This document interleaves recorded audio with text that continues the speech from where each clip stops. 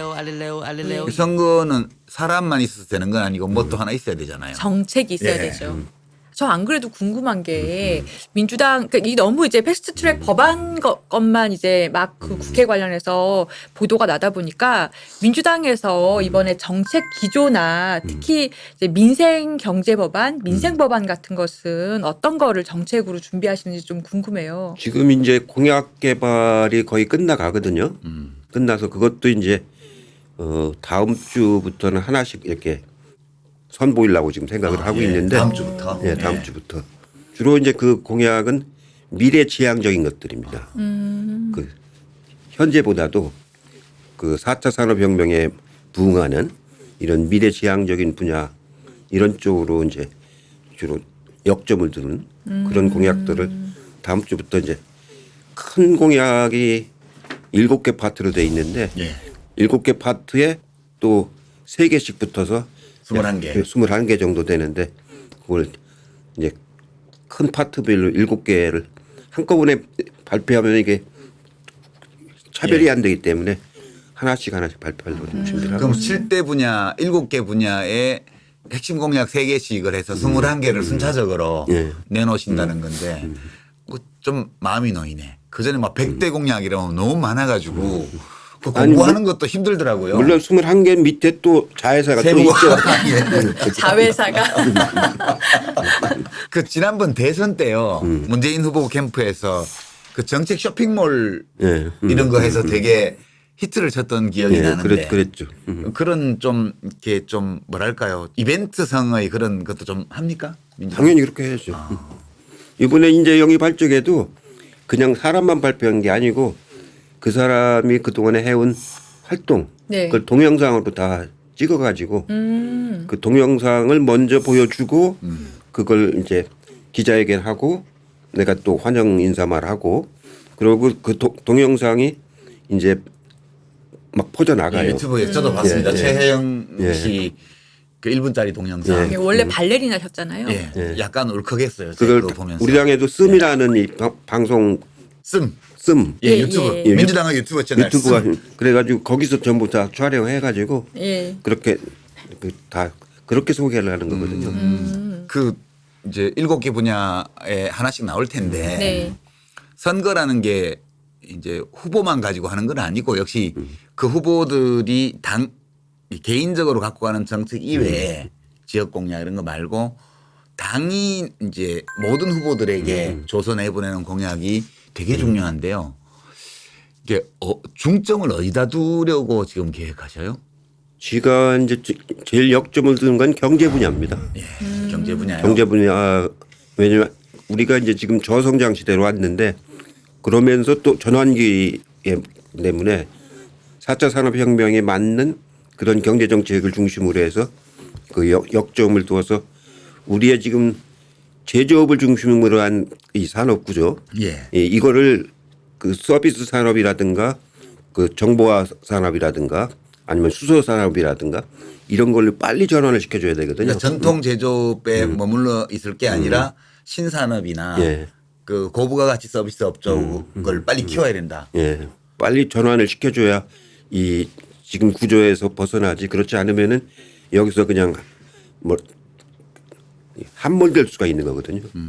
그러면 그거는 이제 미래지향적인 건데 지금 당장의 어떤 어려움을 겪고 있는 시민들이 또 정부나 여당에 대해서 또 긴급하게 요구하는 사항들도 좀 있거든요. 이 일자리도 물론 필요하지만 일자리도 한계가 있기 때문에 그런 쪽은 이제 사회 안전망을 강화를 해서 이렇게 복지 정책을 강화하고 이렇게 해서 그리고 제일 중요한 게 이제 그 주거 정책, 예. 청년들 주거 정책 이런 부분들이 제일 급하고 어렵고 이제 그런 분야들이죠. 그런 쪽에도 7개 중에서 한 파트가 이제 그런 분야가 있습니다. 결국 보면 이제 많은 전문가들의 지적 중에 부동산 정책, 뭐 부동산 가격 가지고 이러는 것도 하긴 해야 되지만 주거 정책이 필요하다. 특히 1인 가구의 비중이 급격하게 높아져 가고 있기 네. 때문에 그 청년층 혹은 뭐 장년층의 1인 가구에 대한 주거 대책이 필요하다는 지적들이 굉장히 많거든요. 예. 그 관련 공약은 기대해 봐도 될까요? 그러면 이제 청년 쪽이 우리 큰 역점 중에 하나인데 예. 두 가지 방식입니다. 하나는 그 임대주택을 건립해서 빌려주는 방식이 있고 예. 더 청년들이 선호하는 건 자기들이 대출받은 거에 금리를 반 이하로 예. 대납해 주는 거죠. 예. 그럼 자기가 아무데나 가서 선택할 수가 있으니까 네. 일종의 이자 지원을 해 주는 예, 거죠. 전세 대출 같은 경우에 전세를 얻는 대출금의 이자를 예, 예. 국가에서 일부 부담해 주는 팍 낮춰주는 거죠. 탁 맞춰주는 걸로. 그러면 살 집은 자기가 고를 수 있고. 자기가 마음대로 고를 수 있고 임대주택을 하는 건 꼭 거기를 들어가야 되기 때문에 맞습니다. 아, 그러네요. 직장하고 떨어질 수도 있는 거고. 역세권 주변에 많이 살고 있잖아요. 예. 다들 이제 회사 출퇴근 지하철로 하고 하기 때문에 근데 그 주변이 워낙 비싸니까 거기 임대주택 짓기도 힘들고 그런데 전세금에 대해서 이유를 좀 이자를 지원해 주면 너무 좋을 것 같아요. 월세보다는 훨씬 낫죠 그러면. 예.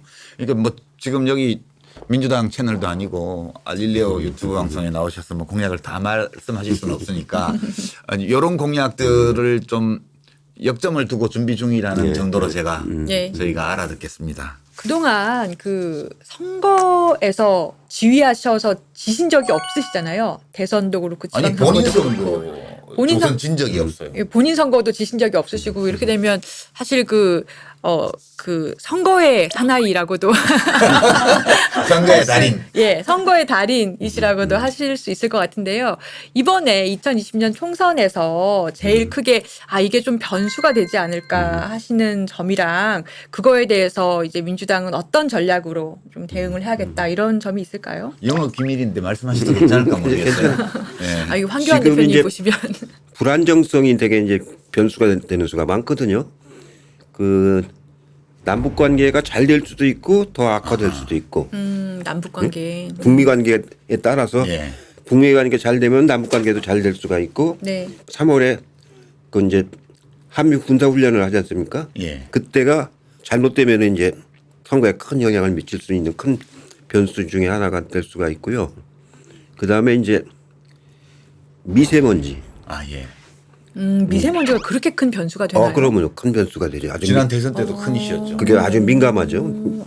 미세먼지가 3월, 4월이 많기 때문에 그게 아주 민감한 문제가 될 수 있고 그 외에도 이제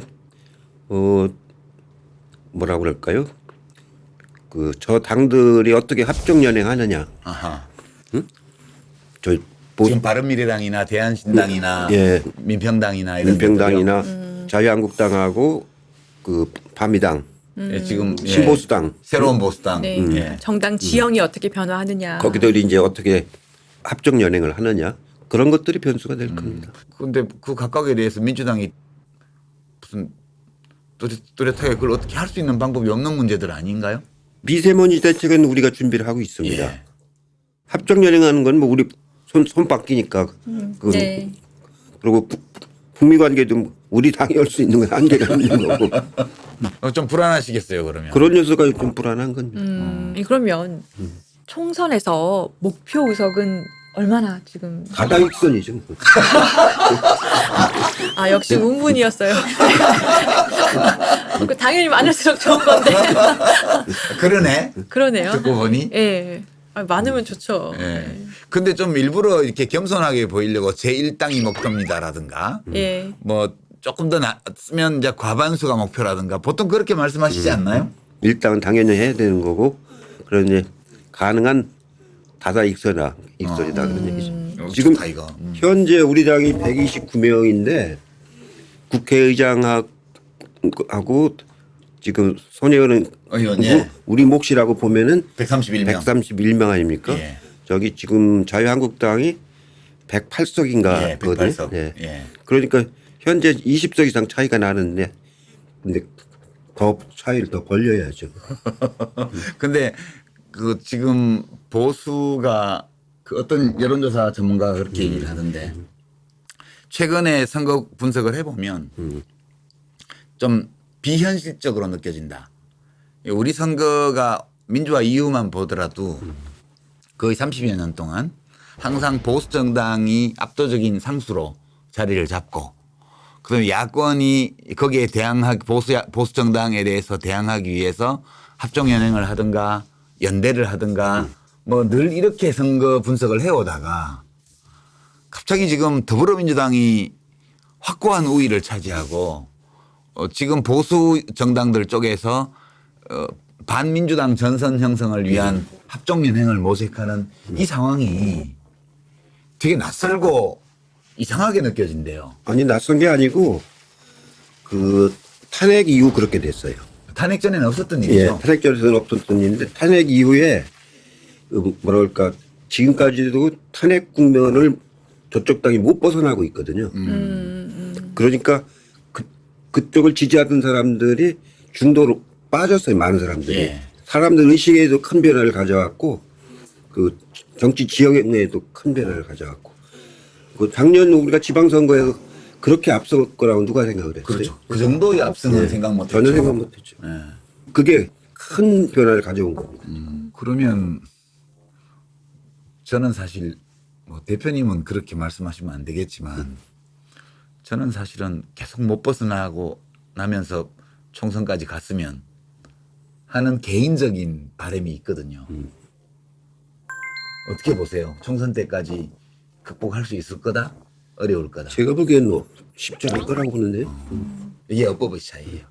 집권당의 대표는 제가 보기엔 어려울 것 같아요. 이렇게 예. 말씀하시는 거고 저처럼 밖에서 마음대로 하는 사람은 극복 못했으면 좋겠어요.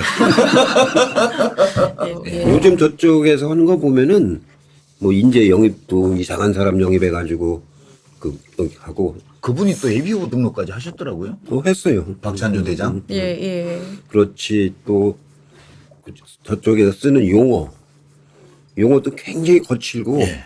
좌파 독재. 좌파 독재니 뭐 헌법 소원이 하여튼 맞지가 않는 용어를 써요. 그만큼 이제 맞아요 기준점을 잃었다는 얘기죠.